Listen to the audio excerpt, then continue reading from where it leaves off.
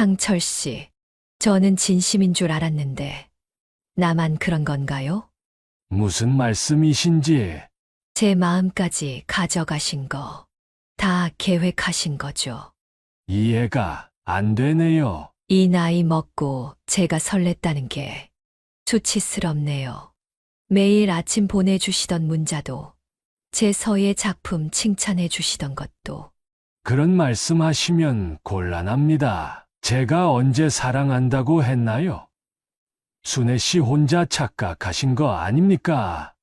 그럼 그날 제 손잡으시면서 하신 말씀들도 전부 아니, 이제 와서 왜 이러시는 건데요? 전 상철 씨가 저와 같은 외로움이 있는 줄 알았어요. 서로 의지하면서 남은 인생, 순애 씨, 설마 진짜 결혼까지 생각하신 건 아니시죠? 이 나이에 무슨 연애입니까? 주책이시네. 상철 씨, 제가 그렇게 호구로만 보이셨나요? 그 나이 먹고 순정에 목매다니 웬 주태입니까? 순애 씨, 잘 새겨 들으세요. 나 아니면 누가 순애 씨 같은 사람 만나줍니까? 그동안 잠시나마 나 때문에 행복했잖아요. 그러니까 이제 그만 제 갈 길 갑시다. 내가 정말 바보였네요.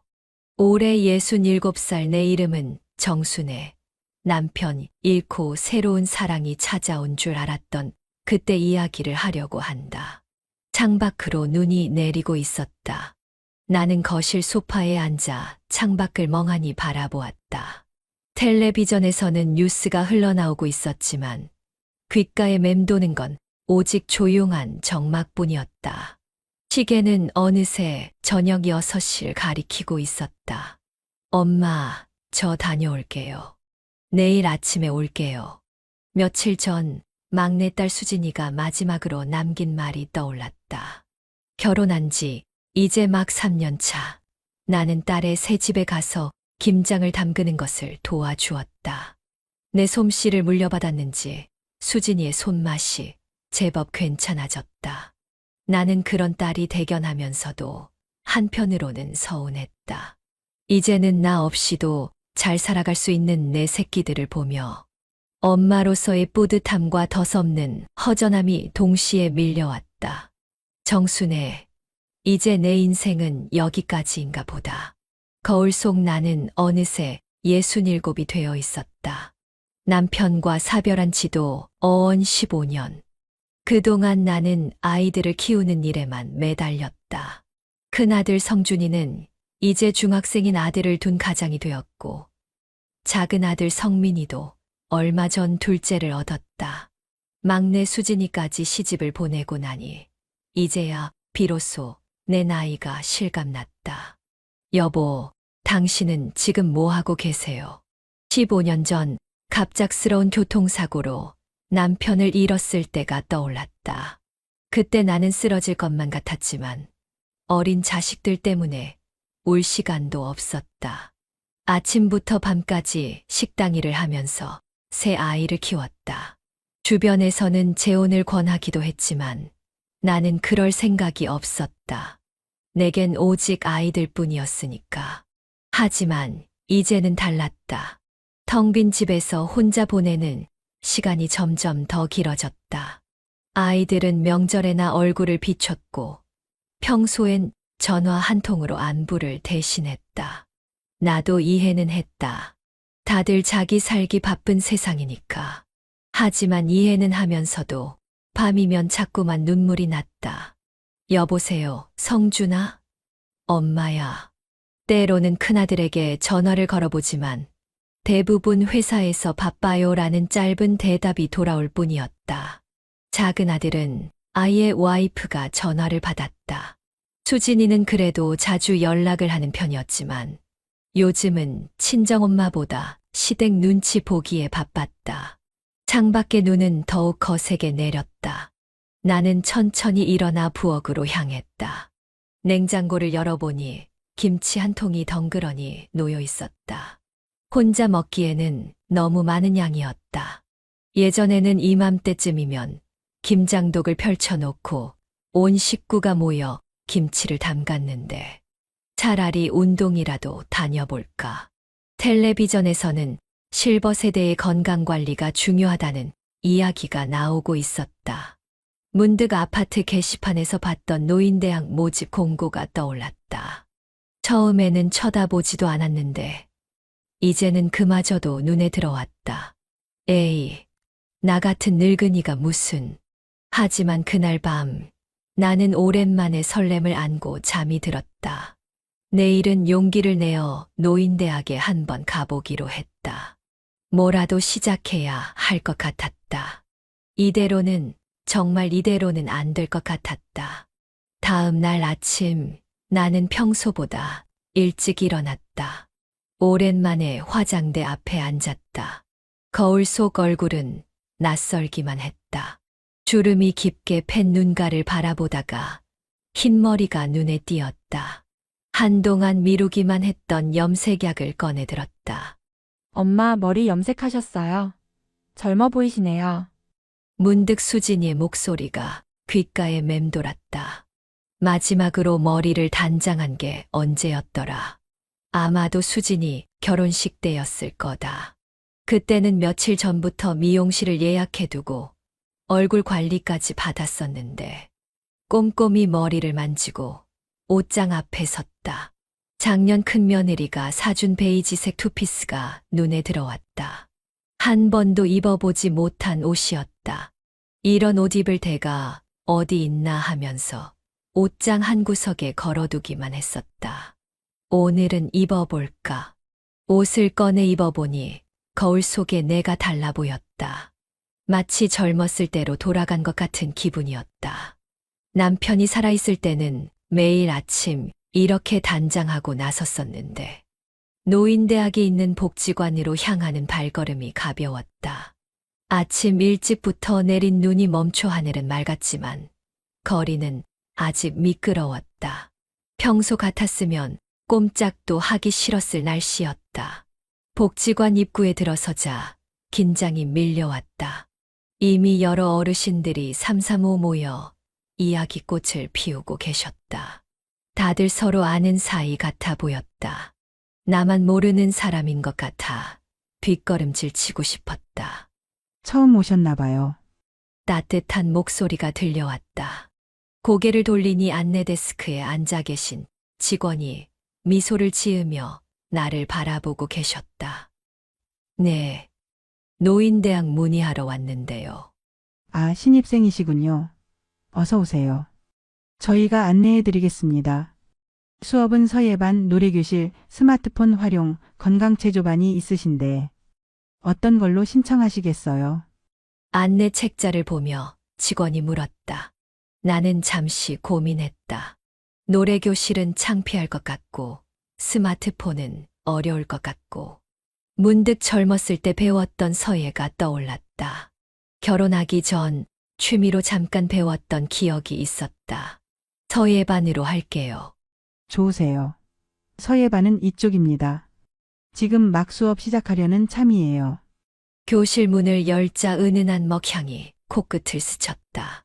10여 명 정도의 수강생들이 각자의 자리에 앉아 준비를 하고 있었다. 대부분 나와 비슷한 또래였다. 앞쪽에서는 젊어 보이는 강사 선생님이 붓을 정리하고 계셨다. 어서 오세요. 새로 오신 분이시죠? 강사님이 반갑게 맞아주셨다. 자리를 배정받고 앉았는데 옆자리가 비어 있었다. 나는 조용히 준비물을 꺼내 놓았다. 먹과 화선지, 그리고 오래된 붓. 남편이 쓰던 것들이었다. 늦어서 죄송합니다. 수업이 막 시작하려는 찰나 문이 열리며 한 남자분이 들어오셨다. 키가 크고 단정한 정장 차림이었다. 나이에 비해 젊어 보이는 얼굴이었고 특히 눈매가 온화해 보였다. 아, 이상철 선생님. 어서 오세요. 강사님이 반갑게 맞이했다. 그러더니 내 옆자리를 가리켰다. 저기 자리에 앉으시죠. 오늘 새로 오신 분과 함께 하시면 좋겠네요. 이상철이라는 분이 내 옆자리로 걸어왔다. 가까이서 보니 더욱 인상이 좋았다. 깔끔하게 다려입은 옷 매무새며 은은하게 풍기는 향수 냄새까지. 처음 뵙겠습니다. 이상철입니다. 공손하게 인사를 건네는 목소리가 참 부드러웠다. 나도 모르게 긴장이 되었다. 정순애라고 합니다. 수업이 시작되었다. 오늘의 과제는 사랑이라는 한자였다. 강사님이 천천히 획순을 설명하시는데 내 귀에는 들리지 않았다. 자꾸만 옆자리의 기척이 신경 쓰였다. 붙잡는 자세가 참 좋으시네요. 이상철 씨가 내 붓질을 보며 말을 걸었다. 아, 예전에 조금 배운 적이 있어서요. 그러시구나. 저는 은행에서 퇴직하고 시작했는데 아직도 획이 제멋대로예요. 그의 화선지를 보니 정말 글씨가 삐뚤빼뚤했다. 은행 지점장 출신이라는 사람이 이렇게 서툴 수 있다니 괜히 친근감이 들었다. 천천히 하시면 돼요. 저도 오랜만이라 손이 굳었네요. 대화를 나누다 보니 어느새 긴장이 풀렸다. 이상철 씨는 5년 전에 아내를 하늘나라로 보냈다고 했다. 나처럼 혼자가 된 후로는 집에만 있다가 우연히 노인대학을 알게 되었다고. 사실 남편이 쓰던 붓이에요. 나도 모르게 꺼낸 말이었다. 평소에는 절대 하지 않았을 이야기인데 이상철 씨의 부드러운 눈빛을 마주하다 보니 자연스럽게 나왔다. 남편분께서 서예를 하셨나 봐요. 아니요. 그냥 취미로 조금. 15년 전에 갑자기 사고로 가셨거든요. 그 뒤로는 이것들을 꺼내보지도 못했어요. 목이 메었다. 남편 이야기는 늘 그랬다. 세월이 흘러도 아물지 않는 상처 같았다. 죄송해요. 안 좋은 기억을 떠올리게 해서. 이상철 씨가 걱정스러운 눈빛으로 나를 바라봤다. 그의 눈에서 진심이 느껴졌다. 아니에요. 저도 비슷한 아픔이 있어서 순애 씨의 마음이 이해돼요. 수업이 끝나고 복도로 나왔을 때였다. 혹시 시간 괜찮으시다면 차라도 한잔 하실까요? 이상철 씨가 조심스럽게 제안했다. 순간 망설였다. 하지만 이상하게도 거절할 마음이 들지 않았다. 복지관 1층의 작은 카페에 앉았다. 나는 생각지도 못하게 오랜만에 따뜻한 카페라테를 마시고 있었다. 이상철 씨는 아메리카노를 주문했다. 순애 씨는 커피를 즐기시나 봐요. 아, 예전엔 좋아했는데 요즘은 혼자 마시기가 영. 저도 그래요. 커피 향은 좋은데 혼자 마시면 쓰기만 하더라고요. 그의 말에 작게 웃음이 났다. 묘하게 서로를 이해하는 것 같았다. 앞으로도 이렇게 수업 끝나고 차 한 잔씩 해요. 혼자 마시는 것보다 훨씬 좋잖아요. 그 말에 가슴이 살짝 떨렸다. 단순한 제안이었는데도 왠지 특별하게 들렸다. 그날 이후로 우리는 자연스럽게 수업이 끝날 때마다 함께 차를 마셨다. 이상철 씨는 은행에서 30년을 근무하다 퇴직했다고 했다. 자녀들은 모두 외국에서 산다고 했다. 아들 둘이 다 미국에서 살아요. 손주들 얼굴도 1년에 한 번 보기 힘들죠. 휴대폰에 저장된 손주들 사진을 보여주는 그의 얼굴의 자부심과 쓸쓸함이 동시에 묻어났다. 저도 비슷해요. 다들 바빠서 명절에나 얼굴 보기도 힘들어요. 그래서 더 외로우시죠? 그의 말에 눈시울이 뜨거워졌다. 그동안 누구에게도 털어놓지 못했던 이야기였다. 가족들에게는 더더욱. 순애 씨, 이상철 씨가 조심스레 내 손을 잡았다. 따뜻했다. 그 온기가 내 마음 깊숙이까지 전해지는 것 같았다. 우리 이제 서로의 외로움을 달래주는 건 어떨까요? 순간 심장이 멎는 것 같았다. 하지만 이상하게도 두려움은 없었다. 오히려 설렘이 가득했다. 그때 카페 밖으로 지나가는 사람이 눈에 띄었다. 우리 복지관 총무과 직원이었다. 순간 나도 모르게 이상철 씨의 손을 놓아버렸다. 죄송해요. 너무 성급했나요? 아니요. 그게 아니라 사람들 눈이 좀 신경 쓰여서요. 이상철 씨는 부드럽게 미소 지었다. 그렇게 우리만의 비밀스러운 만남이 시작됐다. 노인대학에서는 서로 모르는 사이인 척했다. 하지만 수업이 끝나면 우리는 버스 한 정거장을 더 가서 만났다. 복지관 근처 사람들의 눈을 피해서. 여기 꽃등심이 참 맛있어요. 제가 자주 오는 곳인데. 이상철 씨가 데려간 식당은 조용하고 아늑했다. 도시 변두리에 있는 한우 전문점이었다. 주말 저녁이었는데도 손님이 거의 없었다. 이런 곳은 어떻게 아셨어요? 예전에 은행 지점장 할 때 단골 손님이 하시는 곳이에요. 이제는 주인 아저씨랑 친구처럼 지내죠. 웨이터가 고기를 구워주는데 이상철 씨와 정말 친한 사이 같았다. 농담도 주고받고. 그런데 웬일인지 주인은 보이지 않았다. 주인분은 안 계신가 봐요? 아, 오늘은 좀 급한 일이 있으셔서. 이상철 씨가 잠시 당황한 듯 했지만 이내 능숙하게 고기를 구워주기 시작했다.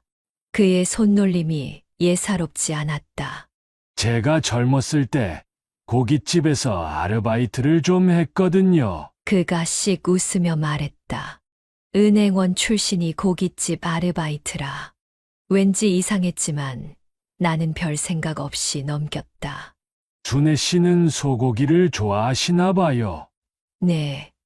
근데 혼자 살다 보니 이런 곳은 잘 안 와요. 그럼 앞으로 자주 모시고 올게요. 저도 이제 혼자 밥 먹기 지겨웠거든요. 달콤한 말에 취해 있을 때였다. 이상철 씨의 전화가 울렸다. 죄송해요. 잠깐만요. 그는 자리에서 일어나 밖으로 나갔다. 전화를 받는 모습이 유난히 조심스러워 보였다. 창밖으로 보이는 그의 뒷모습이 어쩐지 낯설었다. 평소의 온화한 모습과는 달리 누군가와 언쟁을 하는 것 같았다.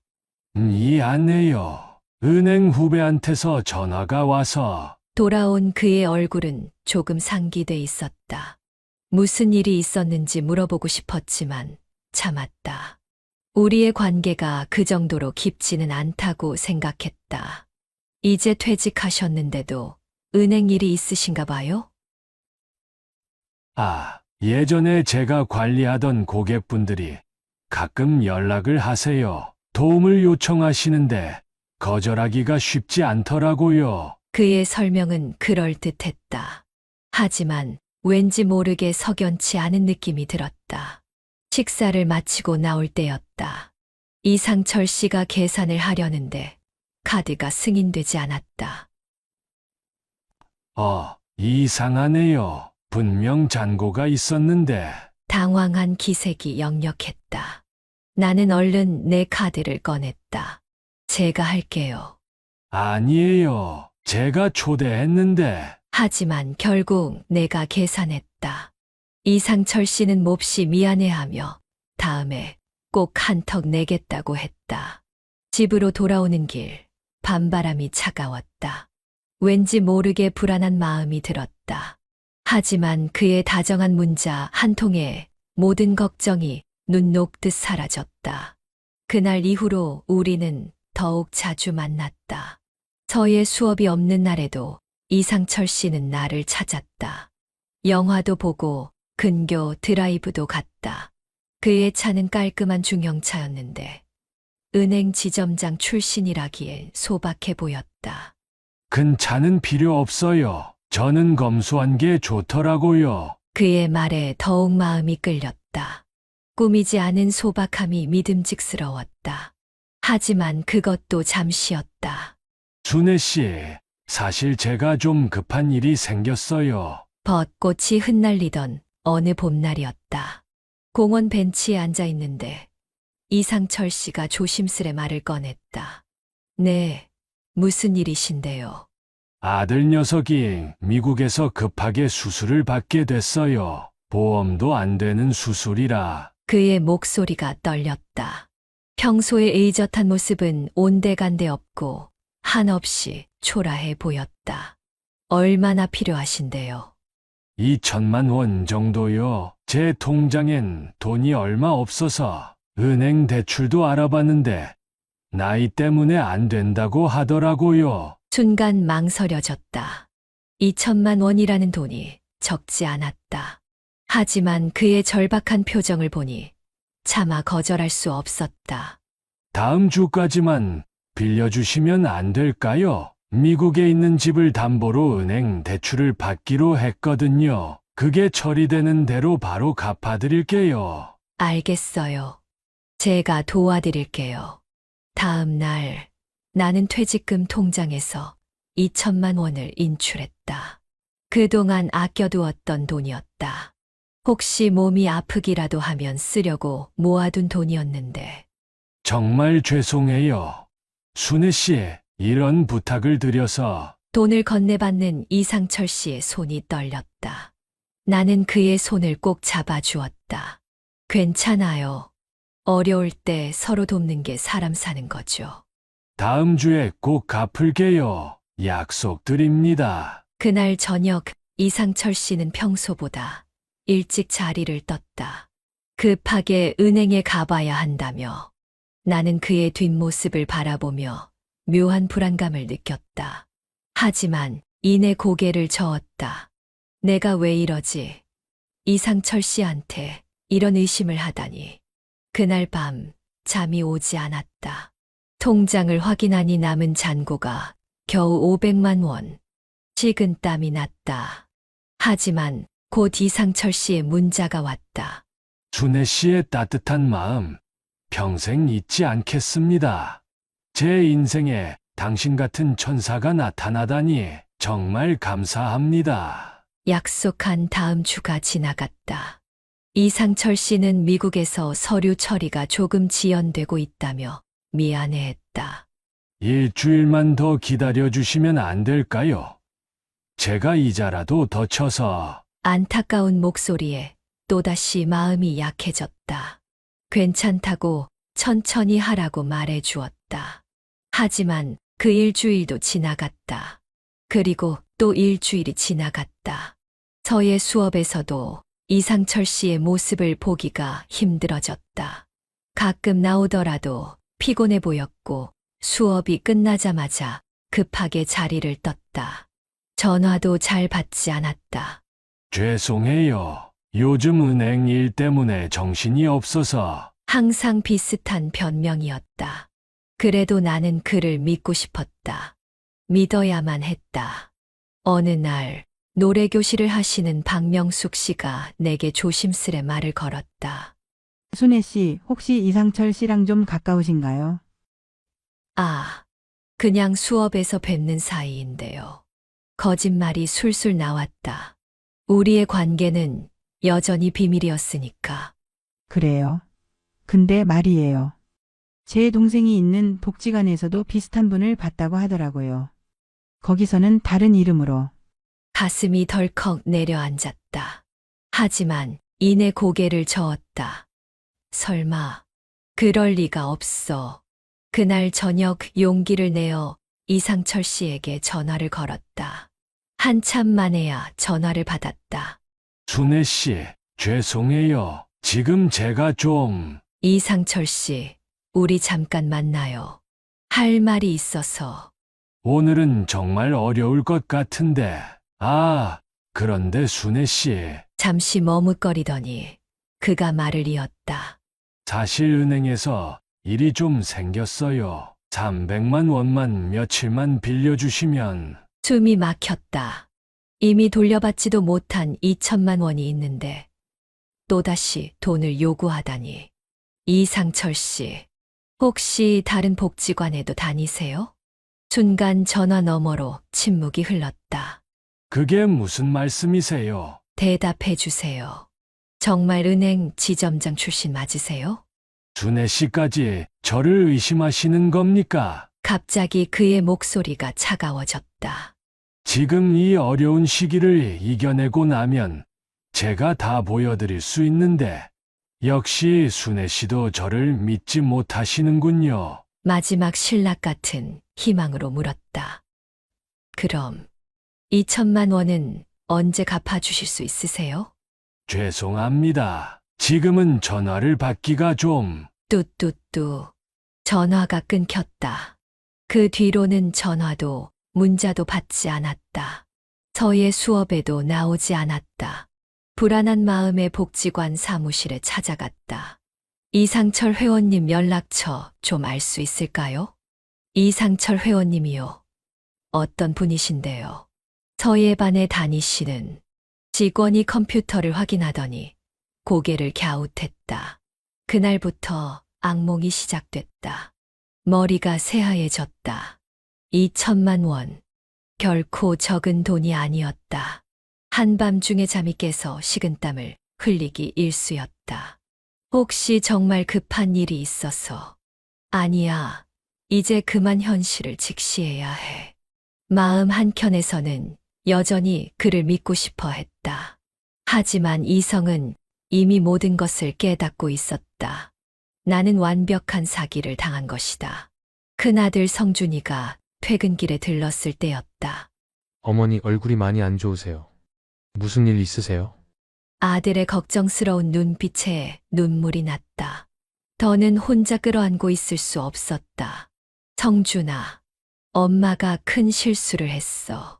떨리는 목소리로 모든 걸 털어놓았다. 노인대학에서 만난 이상철 씨 이야기부터 돈을 빌려준 일, 그가 사라진 일까지. 뭐라고요? 2천만 원이요?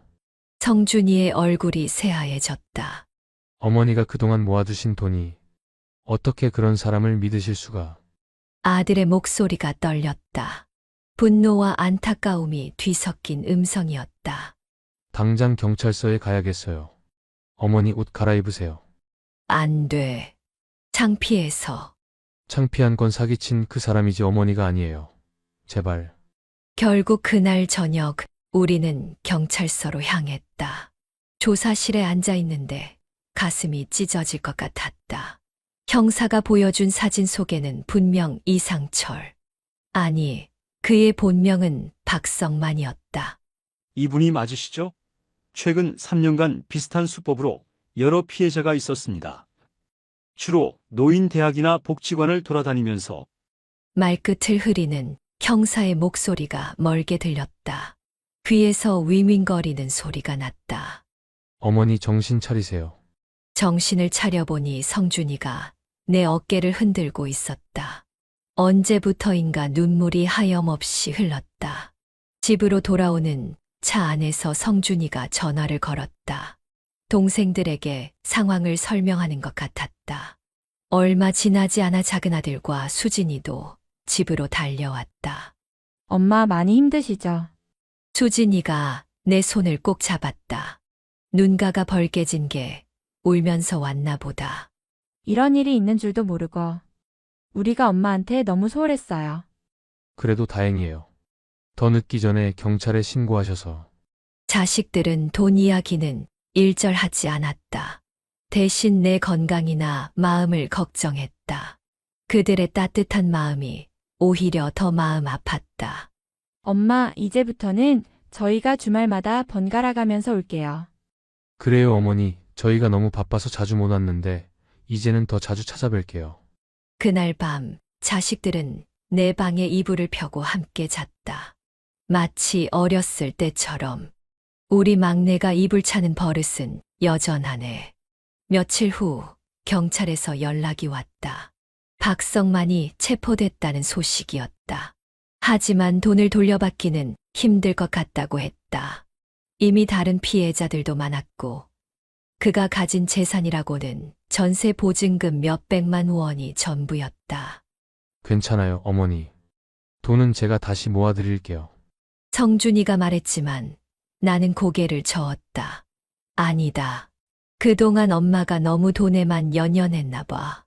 돈보다 더 소중한 걸 잊고 살았어. 그날 이후로 나는 노인대학을 그만뒀다. 하지만 집에만 틀어박혀 있을 순 없었다. 큰며느리가 제안했다. 어머니, 저희 동네 주민센터에서 스마트폰 교실하는데 한번 가보시는 건 어떠세요? 처음엔 망설였다. 내 나이에 무슨 스마트폰이냐며. 하지만 수진이가 등을 떠밀었다. 엄마, 카톡도 하고 유튜브도 보시면 재밌을 것 같은데 저희랑도 더 자주 연락하실 수 있잖아요.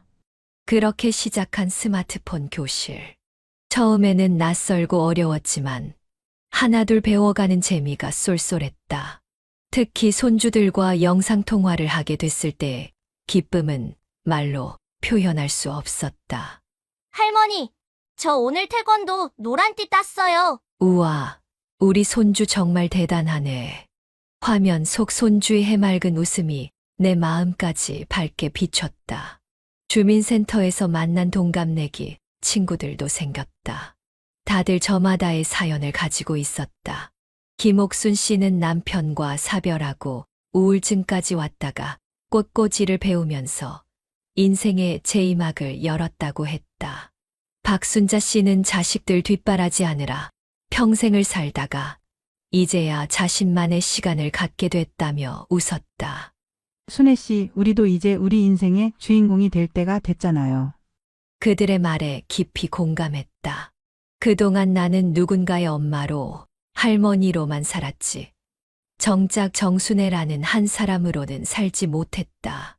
엄마, 이제 진짜 예뻐지셨어요. 어느 날 수진이가 그랬다.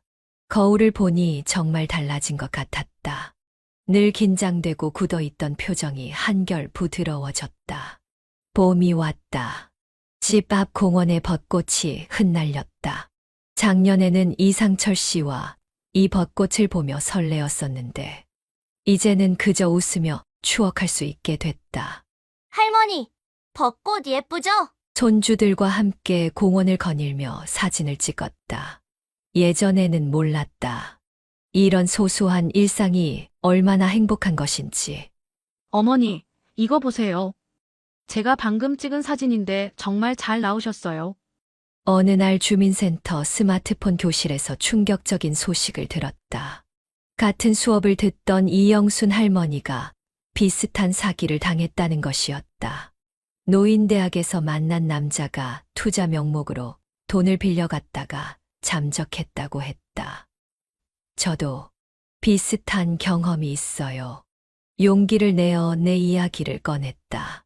처음으로 다른 사람들 앞에서 그 일을 이야기했다. 떨리는 목소리로 시작했는데 말을 할수록 마음이 가벼워지는 느낌이었다. 순애 씨, 용기 내서 말해줘서 고마워요. 저는 창피해서 아무한테도 말도 못하고 있었는데. 내 이야기를 들은 다른 분들도 하나둘 자신의 경험을 털어놓기 시작했다. 투자 사기, 보이스피싱, 건강식품 사기. 각자 겪었던 일들을 이야기하면서 우리는 더욱 가까워졌다. 이제는 우리가 서로를 지켜주자고요. 맞아요. 이상한 일 있으면 바로 서로 알려주고. 그날 이후로 우리는 실버 지킴이 모임을 만들었다. 매주 한 번씩 모여 서로의 근황도 나누고 최근 사기 수법에 대한 정보도 공유했다. 경찰서에서 강의도 들었다. 어머니 요즘 정말 바쁘시네요.